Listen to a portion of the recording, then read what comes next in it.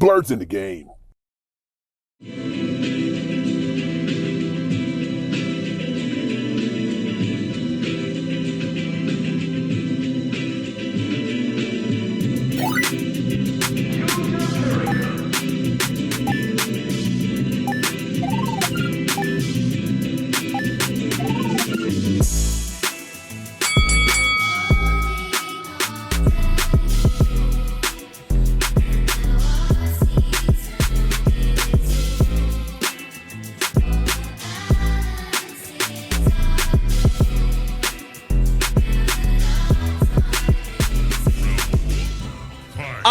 All right. Welcome back to the Geekset Podcast, the only podcast that blends hip-hop culture and geek culture together. I'm your boy Deuces, and this is One-on-One with Deuces, the place where I speak with creators, curators, and people that you should know. And if you've been listening to my podcast, you guys already know what this guy means to me. And we have a living legend. And y'all know I don't throw that title around loosely at all. But we have the one and only Walter Jones. Bro, how are you doing? What's up, man? I'm blessed and aware. You know what I mean? Man, so here's the thing. Shout out to Noriega and Drink Champs. They make it like regular to give people their flowers while they're here. Yeah. So I need to let you know something. All right. So one of the questions that I like to ask people in general is their Blerd origin stories, right? Because we all love this nerd culture, right? So we have a moment where you fall in love with nerd and geek culture. But then you have a moment in Blerd culture where you see yourself and that representation, and you see yourself in this culture. And for me, it was the Black Ranger. I love comic books and video games and anime, but I was literally a fan. And you would imagine, oh, I could be Superman, I can be Batman. But when I saw the Black Ranger, and I remember like it's yesterday, I'm a military brat. So we was living in Germany.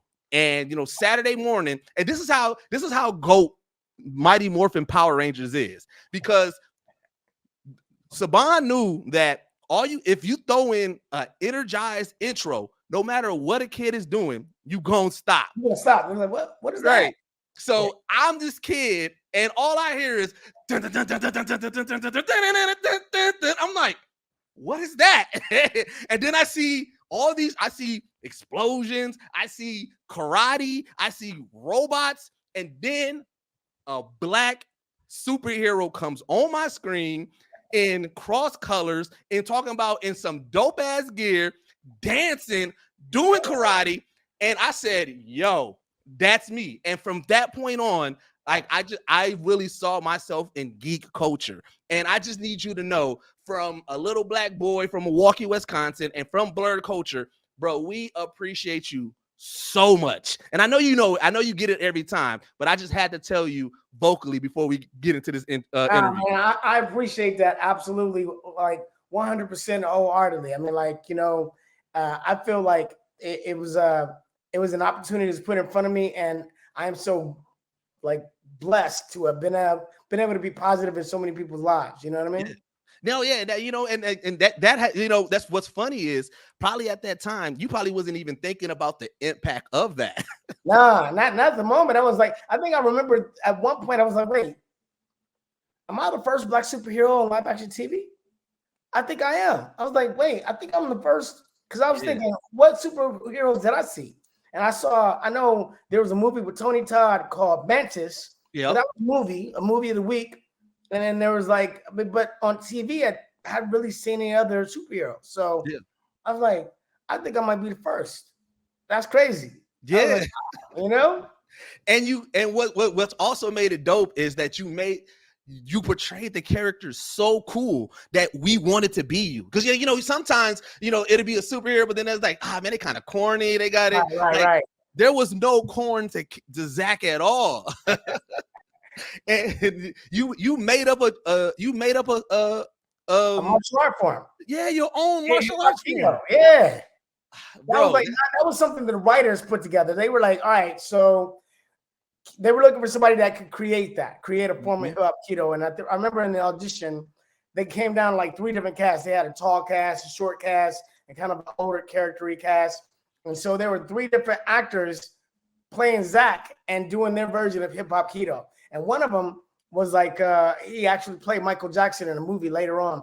His style was like Michael Jackson, so he was doing kilo, with Michael, like a Michael thing. And I was like, oh, that's interesting. And then the other dude was kind of like more of like a power to the people, kind of like with not really a martial artist. But then when I was able to put my flow together, it worked out because it was like, all right, I know from breakdancing as a b-boy, we battled, and so it was like, all right, I'm gonna bring some of that to the energy, and add it to some flow. So it was dope.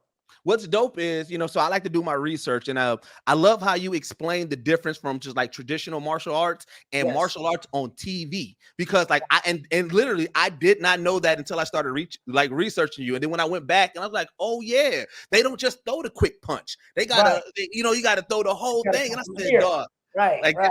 that is so cool. Yeah. And like, and also like, I love when I see the actors embrace their roles heavily, right? Because like, I love how like, I mean, we all did the morphing, but I like how you and how the other actors, like y'all break it down to a science, like, nah, you can't do it this way. The hand got to be here. You got to like, and I was like, yo, this is dope. Like, this is just like, as seeing that and seeing that y'all really love it, because, you hear stories of actors, and sometimes, like, I get it, you want to grow out of a role, and some actors, that is like, it is like a pain point to them. Like, you hear, I was listening to the actor who plays Braxton and Jamie Foxx, and he was saying how, like, he got typecasted as the cornball all the time, and I'm like, that's unfortunate because he's such a great actor, but he was like, people couldn't get past Baxter. I mean, Braxton, sorry, not Baxter, Braxton. So I'm just like, I love it when I see people are comfortable with embracing that character. Well, I mean, I've done a lot of other work. I mean, I've been successful in playing lots of different characters. After I left the show, I did Space Cases, so I was like kind of a space, commander. Yeah, I remember that one. And then I did like Brink, which was like I was like a rollerblader, And then I was on the Shield, and I was like a gangster. I was a dope dealer. So it was like I played like gangsters and killers and all kinds of stuff. But more than anything else, like Power Rangers, it just stayed with me. It's like, people know me from the other work that I've done, but it doesn't even compare to Power Rangers. Yeah, because I think it's the fact that people create so much lore. You know what I'm saying? Like, it's just like people took that, the small sample size that you were able to give us, you know what I'm saying, before you exited out the role, and create so much dopeness to it. And like, I wanted to ask, like, out of all the lores and different stories that you hear, the adventures that people put Zach on, is there one that you heard that blew your mind? Like, yo, I wish we really did this one. I'm not exactly sure about the lures you're referring to. Tell me about it. Like, well, because I mean, the comic books are way more darker. Okay, the comic books, I mean, like, I would love to be an Omega Ranger and to go back instead of being like, I like the way they wrote it. So instead of me going off and being at a peace treaty forever, instead, what I really did was I became one of the elite Rangers that was like going around helping other Rangers in different dimensions and galaxies. I think that is amazing. Yeah. So I wish we applied that more to the show. Yeah, no, and that's what I meant by by the lore, because when I discovered the comics, I was like, yo, because what I love is that they also still capture the original, like what Angel Grove was, what Mighty Morphin was, but they added just a more serious tones. They took, certain storylines, and instead of it, ending in all happiness, sometimes it's like, sometimes some things is gonna be messed up, and we got to deal with it. I mean, the cool thing about the comic book is you can put us anywhere. I mean, like they could actually show us hanging out in the Zords or what we were really doing at home, or what our home life was like. It's not easy to put all that into a half-hour TV show, Yeah, and so you guys came back, and I just wanted. One thing that I know is that there's certain things that each person has that, like, when like you hear the talks, you're like, okay, I'm down for it. Let's do it. Hey, we're going to do it. Bet we got the date set. But what was the moment like where it got real for you? Like where you, like, it brought you back, like, yo, we really about to do this again. Like, was it when you walked back into on set? Was it when you got your OG morpher? Like, what was it, the moment that for you? I think, when we did our script readings and everything else, but I think it wasn't until I actually got on the set and we were in the command center, and I stepped up and said it was Morphin time. That's when I was like, oh yeah, it's back on. Let's go. You know, we in the building right now. Let's go. And so this is what I love about like also the extended version of Walter as you continue with your career and everything is you rock with a lot of indie creators. You know, like I'll be watching King Vader. The next thing you know, you pop up or something, or like, you just see things like you've been popping up in a lot of just content creators' videos and stuff like that. Is that something that you intentionally set out to do, or do you just kind of like based off of like instincts, like, yo, I just like cool people around and you just, It's kind of like that. I mean, like I see people doing content and sometimes I'll meet them and they'll be like, yo, you should do a skit with us. I'm like, I'm down, let's go. So I'll go in, and as long as it's something that's funny or cool, then I like it. It's like, I like to, I'm an artist. So I want to improv. I want to like play. I want to like do my thing. So it's fun. Yeah. So, the one thing, and again, this is what I love about doing research when I get to interview people. You learn about their lives and you learn about things that you didn't know about, right? So when you was like, yeah, I worked on the cruise line for 3 years, I was like, what? I said that had to be the most randomest job, but also had to be the most probably like eye-opening because you saw so much of the world within that job. 3 years working on a cruise line, that is a lot of time at sea and traveling. Yeah, it was amazing. I was inspired by some of the people I met in college because I had roommates that had traveled the world and would tell me stories about being in China or being in different parts of the world. And I was like, man, I want to do that. I want to travel. I mean, I'm from Detroit. I hadn't really seen much. The first time I was on a plane was to go to college, to go to California. So I was inspired to do it. And as soon as I met a guy, a friend of mine, told me he was working on cruise ships and came back and was telling me stories. I was like, man, I want to do that. He said, I'll let you know next time they have an audition. I auditioned, and 3 years, man. I went everywhere. I went to Indonesia, Malaysia, Hong Kong, Singapore, Alaska, Mexico, the Caribbean. I traveled the South Pacific Islands, dived on the Great Barrier Reef. I did all kinds of things. It was amazing. What was your favorite place that you went through? Man, favorite is difficult to say because there was so much to love. But I really enjoyed Brazil. Brazil was like an eye-opener to culture. It was like I went to Manaus. I did a overnight on in the rainforest. I went up one of the creeks of the Amazon, one of the veins of the Amazon. There were like we went crocodile hunting on the way to the campsite. Like there were crocodiles on the side. My dude got out of the boat and went and grabbed a little small crocodile, put some leather around his mouth. I was holding it. I was like, this is crazy. I'm in the Amazon. We went. You don't realize it, but in the Amazon, in the rainforest, during seasonal, the water can rise up to 30 feet. So what is the forest in the summer becomes like a pond with bushes. The trees are hanging out at the top of the water, and they're bushes, and everything floats. Like houses float, the cattle float. I mean, like it's crazy. It's like wow, and there's piranhas in the water. So. That's a whole different thing. I just imagine because you know how black folks is when we see things that are not normally what we see. No, I do that. Because it's like I feel like like you go to like a zoo or aquarium, you see a piranha, it's like, oh yeah, you see a piranha, but to actually have them jumping in the boat, man, they were jumping in the boat. They were like. It was nighttime. They were jumping in the boat, and I was like, "Whoa!" And they're like, "No way, they can't harm you out of water. And like in the water, they can harm you. Out of the water, they flop and just fight for life." And I'm like, "Wow, that's crazy." But keep it away from my toe. You know what's also dope about the Power Rangers, and it's one of the reasons why I love the Turtles as well, is that y'all have crossed over with so many. Like other properties, y'all fought Godzilla. I think there was a comic book about y'all against Freddy Krueger. Like Freddy Krueger, we did that. Yeah, there's so many.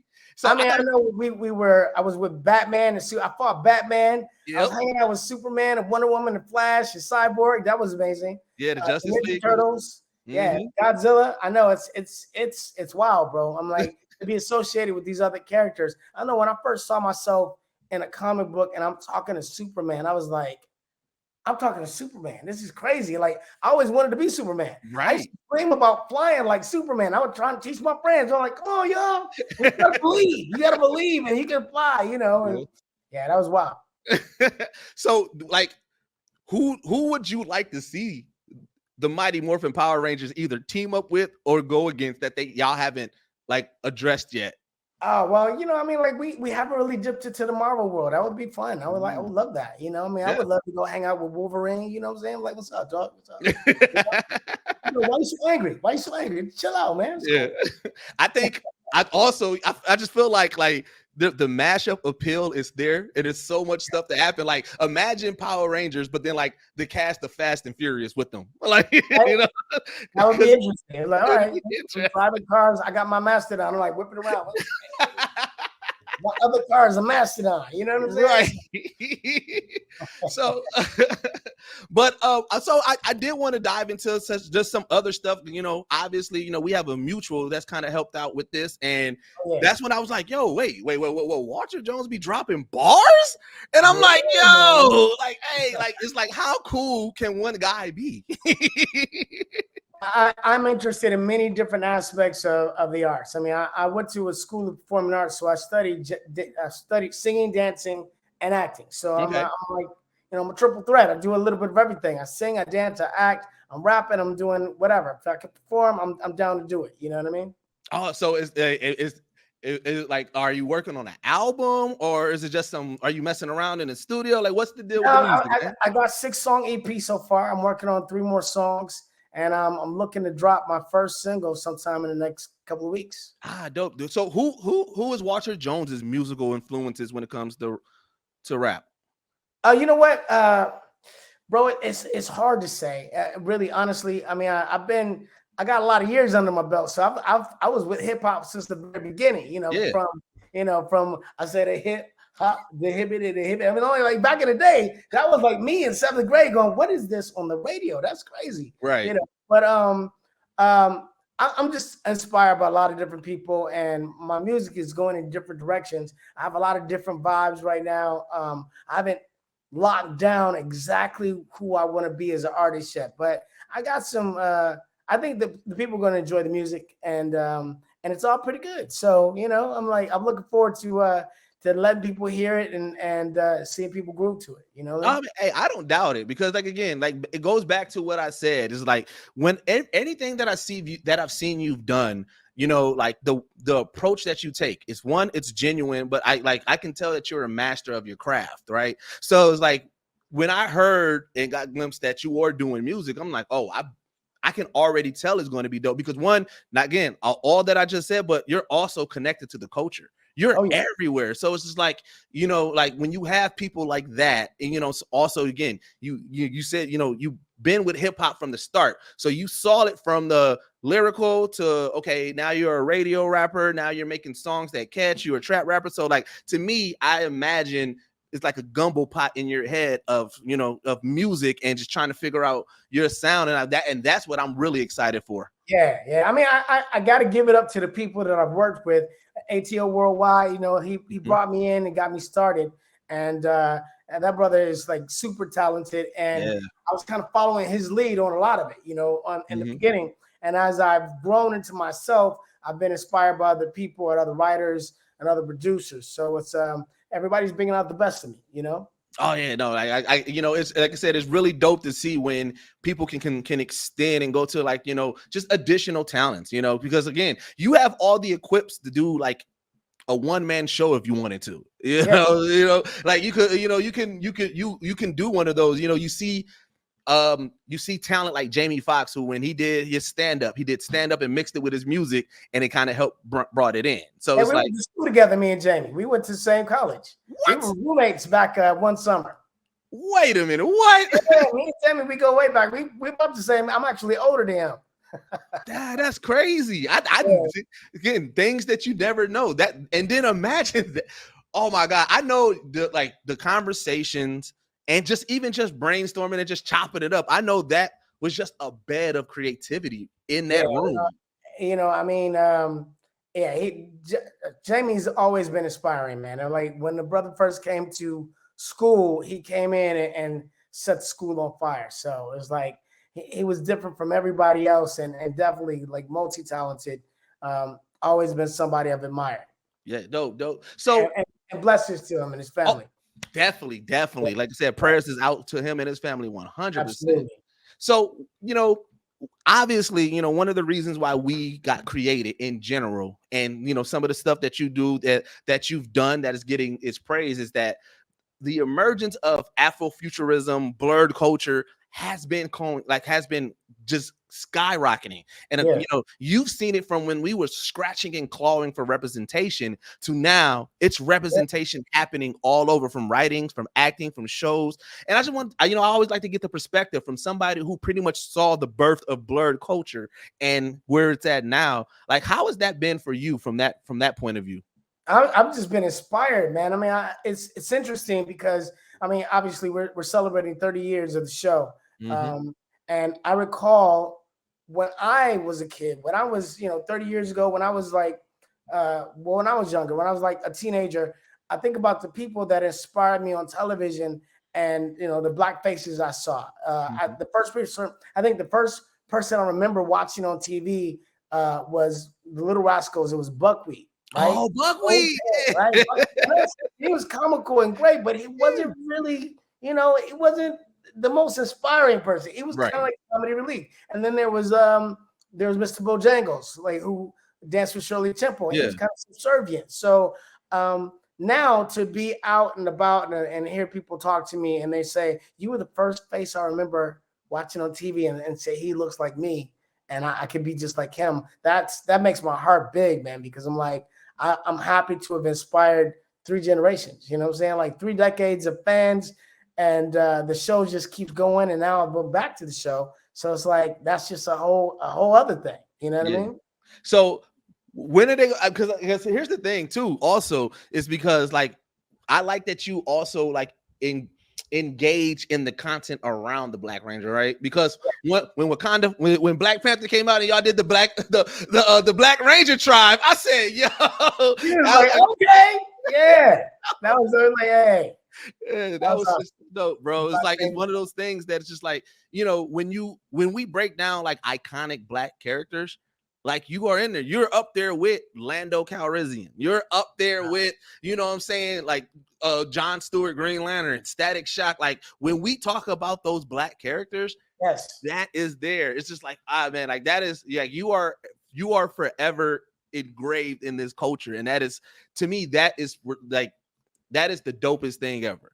It is dope. It's super humbling. I'm like, wow. I was talking to my daughter today. I was like, because my daughter, she's not really interested in Power Rangers. She's like, whatever, Dad. You're my dad, But I'm like, babe, you need to understand that I'm part of history. I'm part of our history. You know what I'm saying? Like, I've been around for 30 years, and I inspired a lot of people in 40 countries around the world. I'm like, that's international success.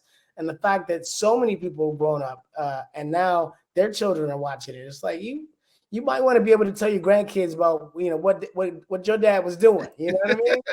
But you know what's funny with kids? Because I got kids too. Kids, the stuff that they get excited about is never the stuff that you think they're going to get excited about, right? So, like, I'm like, yo, all right, I interviewed Deborah Wilson, Kadeem Hardison, Kel Mitchell. I'm telling, like, yo, I got this person, right? Yeah. But then I tell them, like, oh yeah, so I'm part of media, so they're gonna give me I'm gonna get to see Spider-Verse early. And my son's like, what? I'm like, bro, out of all the things, that's what you're excited about? All the things, really, that's what it is. I know. It's a different time though, because they are very much inspired by what they read on the internet, what they see on the internet. And I'm like, my kids will make jokes about they'll be laughing about something. What are y'all laughing about? And they'll tell me what they're saying. It's like a quote for something, but it's something from the internet I got no clue about. I'm like, what is that? I don't understand. I ain't gotta say it. But so I did want to ask you as well though, because you've been, again, celebrating 20 years of Power Rangers, right? 30 years. 30 years, right? So you've been in this game for a minute. What is the biggest misconception about Walter Jones? The biggest misconception, I really don't know. I can't tell you what people misunderstand about me. I don't know. I really can't answer that question. Well, hey, that's good, because here's the thing. I've heard nothing but great things about you. Yes, I've talked to multiple people. Another mutual of ours, CT is dope. That is the homie. I do a lot of podcasts with him. But it's just like, you know, everybody that I've ever encountered, when we just kind of, and it's funny how you come up in conversation, because it's always reflecting on things that we love. Like, yeah, you know what I'm saying? Oh, yeah, I used to love Turtles. Oh, yeah, you know, Batman. Oh, but Power Rangers though, and then it's always that one person like, you know, I know Walter Jones. Like, you became a bragging point for a lot of folks. Like, hey, you know, I know Walter Jones. You know, we just hang. That's my dog. I've always stayed humbled. I'm not one of those people that walk around in the world like, hey, you know who I am. I'm not like, I treat everybody the same. I don't care who you are. I'm like, you got love. If you're giving me love, I'm giving love back. That's what it is. You know what I mean? And I can stand a testament to that, because, you know, we, of course, with us doing media, we cover a lot of Comic Cons and everything like that. And I've been at multiple Comic Cons, or just like, you know, Milwaukee Anime Con, C2, E2, all that stuff. And you've been there, and I feel like your manager or your road manager probably got to pull you away from the crowd, because it'd be times I'm like, why is he still out here? I feel like he's been out here for like 3 hours just talking and taking pictures and conversations with people. Nah, man, I'm just giving love. Like, I mean, even when it's no longer time for that, even when it's like, I've been signing autographs, I've been taking photos, but now I'm just hanging out. Now I'm just like being one of the folks, you know. I'm like, I'll go and hang out at a con and step out with people and like just be kicking it. And people are like, yo, Walter Jones is here. And I'm like, they're like, can I get a photo? I'm like, nah, man, we're just hanging right now. We're just hanging right now. This is just being people, you know, like I'm with you, you with me, we're just kicking it. You know, it's like we're not doing photos, autographs right now. We're just being people that like each other. That's it. Yeah. And that's better. You know, you got to think, we came up in an age where it wasn't social media. So you had to live in the moment and kind of have like that moment. It's like, yo, did I tell you about the time? Like, you got the story, you know what I'm saying? So it's like, I do like that approach, because then you got to think, that's when you get the real with somebody. Because I mean, unfortunately, with so many cameras around, I mean, you know, even if you're not trying to like put on for the camera, sometimes you accidentally give a little bit extra for the camera. So it's like, you know what I'm saying? But when you know that this is just a chill set and we just kicking it and everything like that, you get the real. Yeah. So one question that I always wondered, because I looked at VR Troopers and Big Bag Beetleborgs as the ops. Did y'all have like, so, you know, like you see Power and you see BMF and you see the actors like fake beef around. Right. Did y'all have like a little competition with the Beetleborgs and VR Troopers? Not really. I mean, like our sets were nearby, so we would go over to each other's set and hang out. And I'm not working right now. I'm just gonna go over there and hang out with those guys. And like, what you doing? Okay, I'm watching y'all. And I was like, but we supported each other, and like we cheered each other on. And you know, I don't think there was any biases or anything. I mean, of course, we were the #1 kids show, so that's all that was, you know. Like, it's like we've been here, we gonna be here. So it's like we wasn't worried about it, but it was all love, you know what I mean? Yeah, no, yeah. I mean, unfortunately, they never got my viewership. Like I said, I was Mighty Morphin to the end. I was like, nah, listen here. Like, I ain't watching nothing else but them. Like, you know. Right. But it was, that was a dope time, because again, it embedded from teenagers being superheroes. I think that was the biggest thing, because as a kid, diverse teenagers. I think that was very important. You know, the fact that it was a diverse group of people, like, and we friends. Oh yeah, we friends. We all get along. You know, we all got something different to put in the pot, and that's what made us great. Yeah. You know what I mean? Like, everybody has the stereotypical on what a black geek is. Are you familiar with the term blerd? Blerd, no. Right. Some people said it came off of Scrubs. Some people said it came off the internet. I don't honestly really know. Don't you see the skin, the eyebrows, the hair? Yo, my geeks still rock, you know what I'm saying, Dunks or Jordans or whatever. Did I do that? It's exciting. It's like, holy, oh, my dog is gonna start barking. It's all right. She's excited about it too. And same as you said, like a barbershop talk, like we would go into really in-depth conversations about these theories and like, well, what if and how come? It's not unusual to be loved. right? But we talk about anime, video games, comic books, and stuff like that. But when you hear us talk about it, the passion sounds like we arguing Jordan and Bron. What do you mean? What does that even mean? What does that even mean? Like, it sounds like barbershop talk. Because you don't know the history, don't mean it ain't happened, dog. You broke that down right there.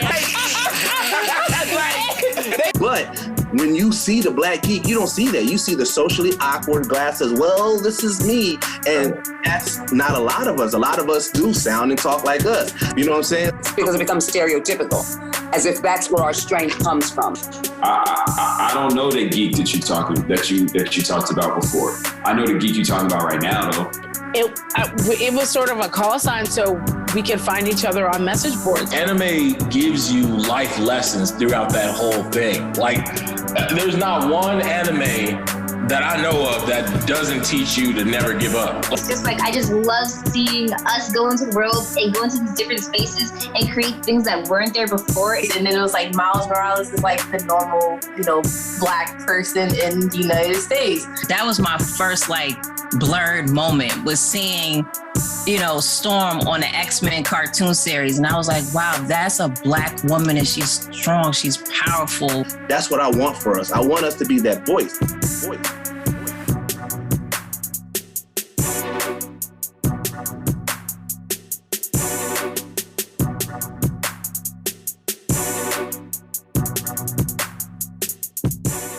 And then again, in all your additional roles, I feel like you pick roles strategically, because I love when you pop up out of nowhere. Because I'm telling you, that Bel Air cameo had me in tears. I was like, wait, what?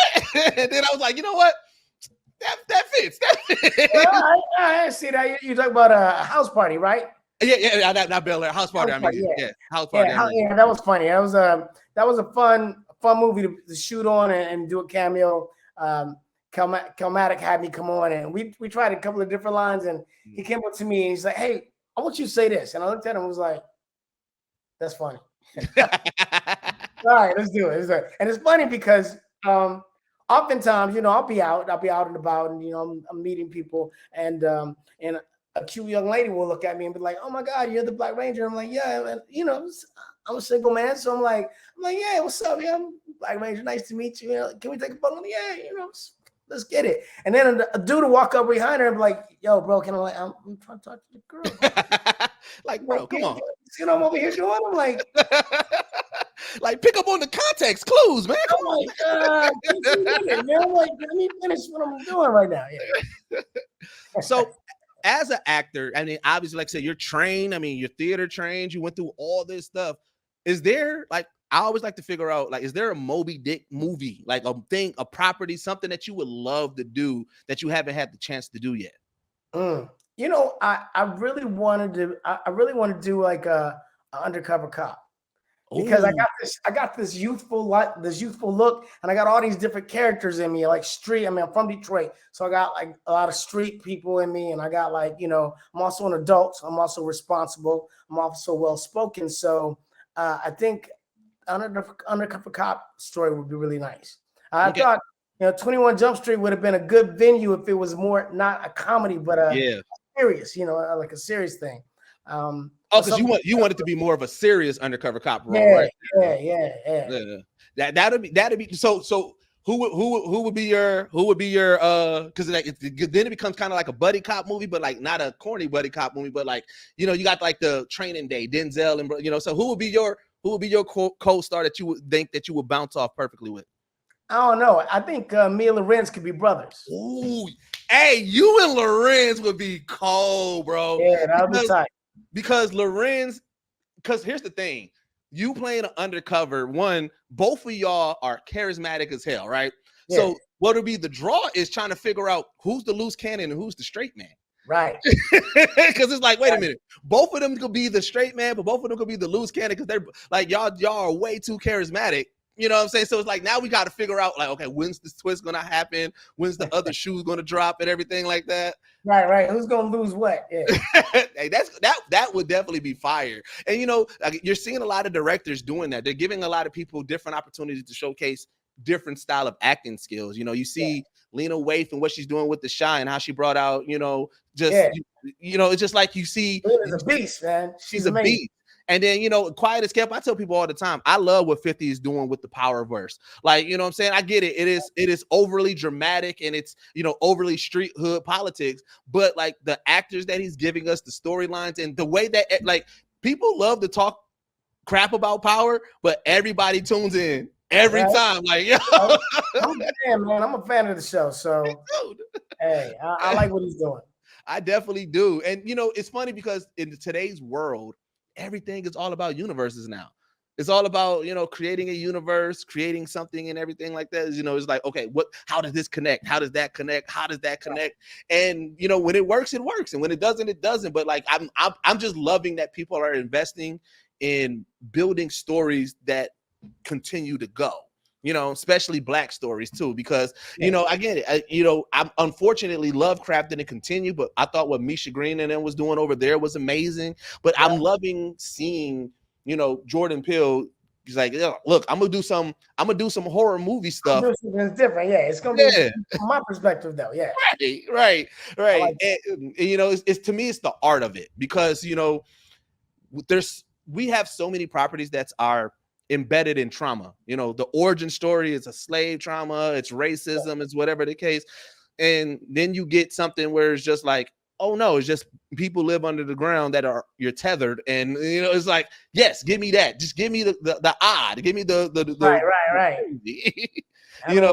When that movie came out, we were like tripping. We were like, yo, that's kind of crazy. I don't know. You're like that other side of you that you never met. You're like, I would never want to be that part of me. I try to keep that side of me inside, like us. That was deep. It was like, wow. You know what I always said would be trippy? Because this is something that people don't think about. When I watched that movie, the one thing I thought about was, what if you saw your doppelganger and then you couldn't catch your doppelganger? So now you just have to live with the fact that that there's somebody out here who looks exactly like you. Like, to me, that is the most scariest thought ever. Right. And somebody walking around being you, like catfishing you all day. You're like, yo, what's up? I mean, it's kind of crazy that actually happens online. People run around trying to be you on a regular basis. I'm like, I sometimes look at online stuff and I'm like, why do these people have my friends and my family and my friends are like really joining their sites? Like, I'm like, what are you doing on this site? That's not me. But to see an actual doppelganger that look just like me and acted just like me, and I wouldn't be able to like stop them or catch them. They're just running wild in the world. That would be weird. That'd be so weird, man. Like, do it. That's some Black Mirror style stuff right there. Yeah, for real. Now we are living in the life of cloning now, so you never know what's going to happen in the future. Bro, actually, I got a love-hate relationship with AI right now because AI. Here's the one thing that they don't that the reports are not reporting on AI. AI is fun to use. Like, as a user, I'm having so much fun. But then when you break it down and you look at it, you're like, yo, this is kind of odd. This is kind of yeah. I don't know. Where is this gonna go? Right. Right. But we are living in this technological revolution where we got AI, we got cloning, we got nanotechnology, we got robotics. So like, there's a lot of stuff that's happening. Yeah. That that came out. There was news and it's happening, but we're not seeing what's really going on. Yeah. I'm like, it's kind of crazy. It's the unknown that really starts when you start breaking things down and you can't come up with an answer. Like, okay, well, why does this? That's what makes it scary, because you're like, okay, wait a minute, you know what I'm saying? Because I joke about this all the time, but I say for $100 you can legit trick the whole world, because you pay $14.99 to get verified, right? And then you fake somebody's, like, you use somebody's image, and then you go on like Fiverr and pay somebody $50 to create a video using AI and the same voice saying some crazy stuff. And then now people are like, wait, is this real? Is this not? Like, and now you tricking the whole world for under $100. Like, that, to me, that is the scariest part of it. That's scary. That's like, what? Yeah. Yeah. So we what we do on this podcast, we also have a thing that we call hypotheticals, and I love to break these hypotheticals. So it's a 3-layered question. So the first thing, we're going to talk about apocalyptic scenarios, because I know you like Walking Dead, and I know you're a fan of like a lot of shows and movies. So I want to, now this is based off of you, Walter Jones, and your the skill set that you have. Which apocalypse do you feel that you would be able to survive the longest? A zombie apocalypse, a robot apocalypse, or the alien apocalypse? Well, since I don't know what faculties aliens might have, I don't know what they're coming with. I can't really say that I know that I'd be able to survive that. Robotics, computers are super smart and they can replicate. I mean, it's looking dim.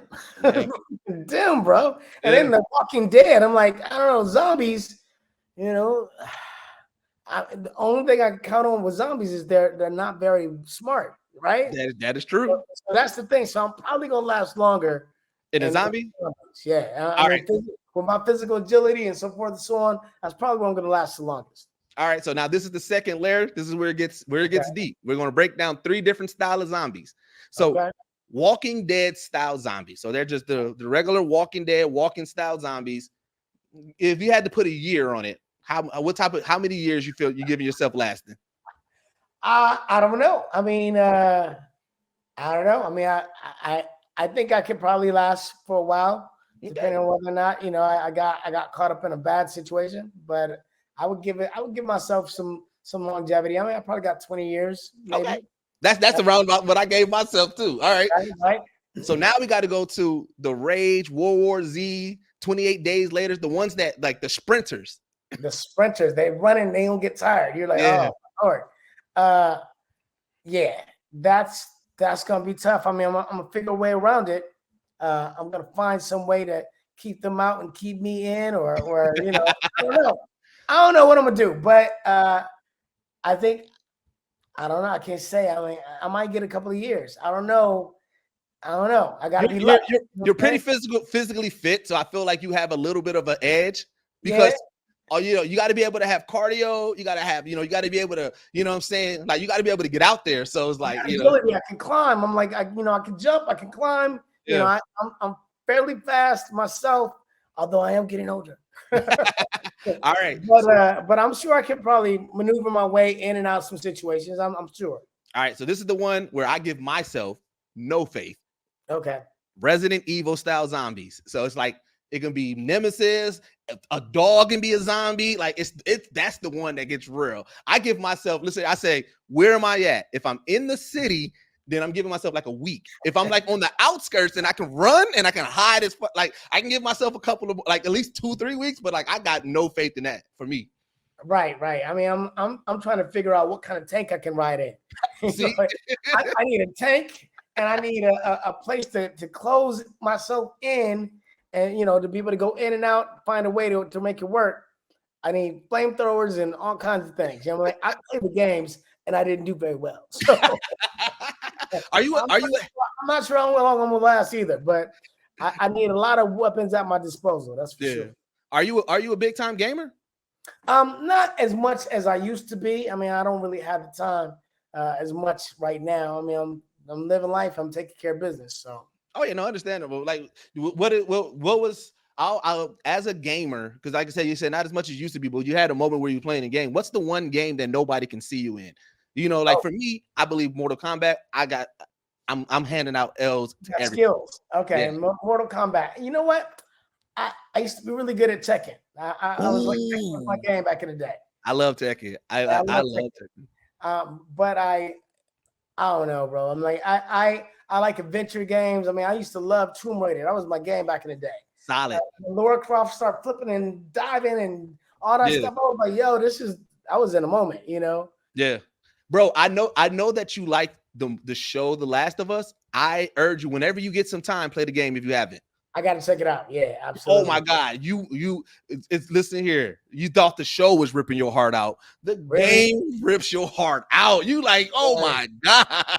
Yeah, I don't have a system. Well, I have a system for the game. I just haven't had time to sit down and play. Understandable. You know, Yeah. I got other things I'm handling, like trying to do this music, acting, these Comic-Cons. I got my babies, taking care of my kids. So I'm like, Daddy ain't got as much time to play games right now. But Yeah. When it comes down to Comic-Cons, bro, have you been to BlerdCon yet? I've not been to BlerdCon. I keep wanting to go, but I keep being booked by the time I get invited. So yeah, BlerdCon you or gotta get me for DreamCon. next year early. Like, yo, Waltney, when's you there? And I'm like, all right, let's lock in the contract. I'll be there. You know Either what I mean? that or DreamCon, RDC Worlds Convention. Oh my God. Here's the thing, because you've been to a lot of conventions, so you already know. There's like conventions are all love, right? Yes, but Black people, the way we show love and how we do, it's really so dope. And there's a lot of aesthetics that happen at regular Comic-Cons that doesn't happen, that will only happen at like the Black ones. Like, so here's what I love. There's 3 moments at DreamCon that happened that I try to get every Black person who loves geek culture to experience. One, you know how we are, you know what I'm saying? I see you got your chain on. You know how Black folks, we see somebody shine, it's like, yo, I see you, bro.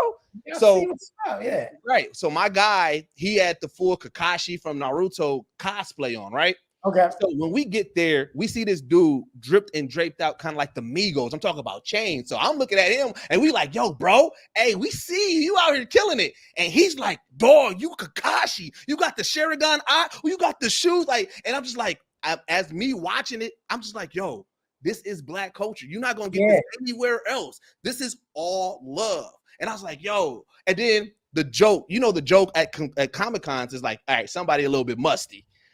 But Black folks, we don't play about must in our smells. Nah, man, you're like, yeah, we gotta make sure you smell it fine. And right? when I walked into DreamCon, into like the artist alley, and all I smelled was just smell good. I said, bro, I am in love right here. And then the last moment, and to me, this is what sold the cake on it. We all been to kickbacks. We love kickbacks and everything like that. And we know generally kickbacks is like, okay, we drinking, we may be talking about some music, debating about sports. Right. When I tell you, we was at this kickback and all we did was debate nerd topics. And I'm talking about dominoes is being played there, spades is being played there, and you hearing people like, no, but you know what I'm saying? But the Megazord will kick Optimus Prime's ass. I'm just telling you, it's just like, I said, bro, this right here is the best moment ever. It is. Yeah. And and again, that's at these Black conventions. And so I always, anytime I get a chance to tell anybody, like, I get it. I know you are heavily booked and busy, but if there's any way that you can make it like, all right, you know what? This year I'm gonna make it a point to go to either DreamCon or BlerdCon. Trust me, that experience is gonna be, it's gonna be like no other Comic-Con that you've been at. 2024, we're going to have to make it happen. Or maybe, are they? I'm heavily booked this year, so I'm not sure I can make it out this year, but maybe next year, definitely. All right, yeah. Hey, listen here. I got connects with them. I'm gonna tell them, hey, Walter is interested. Make sure y'all reach out to him ASAP. ASAP. Now, reach. All right, let's go. All right, so we got one more segment, 2 more segments, and we'll get you out of here. The first one is a top 5. Now, here's my caveat: it does not have to be in order, and it can be currently just like right now, like currently how you feel. But I want to know, who are the top 5 Power Ranger characters that are not you, for you? Now, see, this is the problem. This is the problem with that question, because when I left the show, I didn't watch the show anymore. Oh, okay. I can't really say who my favorite characters are because I don't know all of the other characters. You know what I'm saying? Like I know Mighty Morphin. So if y'all gotta like tell you Mighty Morphin, then let's go Mighty Morphin. Let's go Mighty Morphin. All right. The top 5. Yep. Not in order, and right now. That way it won't get you in trouble. Well, there was only 6 of us, including me. So I guess that makes all the rest of us. You know what I'm saying? Like, that's it. Like, all right, I got to get a different one. Okay. Billy, Tommy, and Jason. There we go. All right, I got to get a different one. So you do like comics. What is your top 5 comic book characters? Oh, okay. Top 5 comic book characters. Well, I like Daredevil. Ooh, solid. I like Superman. I like I like the Punisher. Ooh, yep. I like Black Panther. Gotta love that, right? And Spider-Man. Which Spider-Man? What Spider-Man books that I used to read when I was I guess the old one, because I'm old. Okay, Peter, OG Peter Parker. When I was a kid, though, that was like 1980s, 1970s, 80s. Yeah. Now there's a so with the DC universe being reset, okay, and there's so many characters still to come from Marvel. I mean, is that something that you would love to step into? One of those? Yeah, for sure. I mean, like, I think outside of me doing something like that, I think I'll always be known as the Black Ranger. But if I did a Marvel character, then people might be like, all right, they might see me as that, but I always have the Black Ranger as part of who I am, part of what made me, but outside of that, I think I don't see anything beating it. There's just too much merch. I'm like, there's too many. We got 5 series of comic books. We got about like 8 action figures, like 3 or 4 pops. I'm like, all that cartoon. We got like, comic books and drawing book, art books, and all kinds of stuff. So it's like I can't really see anything outside of Marvel or DC beating that. Yeah. And here's the thing: is just like there's so many characters that we need that you would kill portraying. Here's the thing. Like I know that all right, even with Young Static, they're trying to get a Young Static, but there was a heavy run where Static Shock was grown. And when I tell you, like, if you look at side by side of the character design, and if you grew your hair out a little bit more and had like the old school, like how you'd had in Mighty Morphin, you would look just like OG Static. And I know that you would bring to that role, because OG Static, the way that he, like, his mannerisms, it was of a person who's like, look, I can go there, but like I'm trying to be a little bit more reserved, you know what I'm saying? And you know what I'm saying, you got that, like, you already got the physical chops, you already got the karate chops. It's like, yo, like you would fit for that. I also think that, if they ever really went into like a Bishop storyline, I mean, obviously you would have to grow your hair a little bit more to get the, you know what I'm saying, the slick back. But I feel like I can see you being a good Bishop. Also, in actual movie world, we haven't had Black Lightning show up in the actual movie world. So giving, a different variation of Black Lightning, but being that, like that, I can see that for you as well. Like there's a lot of characters that, like, we got to put it in the atmosphere. We got to put it out there, like, yo, let's go. I'm still ready. What I'm saying? So I'm still doing my thing.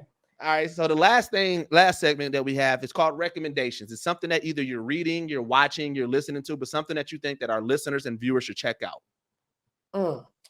Reading, watching, or something, or listening to. Yep. Let's see. What am I into right now? I'm thinking. My brain is not functioning currently. Well, it could be a classic, something too. A classic. If you are interested in writing it all, the book "Save the Cat." I think that's a great book. Okay, check that out. It breaks down how movies are written and how stories are told, and I think that's a great book for anybody to read. I would say if you want to listen to Will Smith's book or read it, Will Smith's book, that was dope. Like that was pretty amazing to hear his journey, and it was inspiring. As well as taking it back to Sammy Davis's book. Sammy Davis's book was really intriguing in regard to what he went through and how he had to deal with things and the doors he opened himself. So those are some of the things I would recommend. Okay, dope. All right, so where can my people find you at, and what do you need them to support you on? Yo, y'all check me out on Instagram at Walter E. Jones, also TikTok, Facebook, YouTube, and if you're interested, check out Fanware. We got Fanware is doing some really cool things for the fans, so you guys can check that out. You can find that on my Instagram as well, on my link tree. So check it out, man. All right, dope. Well, this has been One-on-One with Deuces. I've been your boy Deuces. I've been the legendary Walter Jones himself, and we are out. Peace. Peace, dog.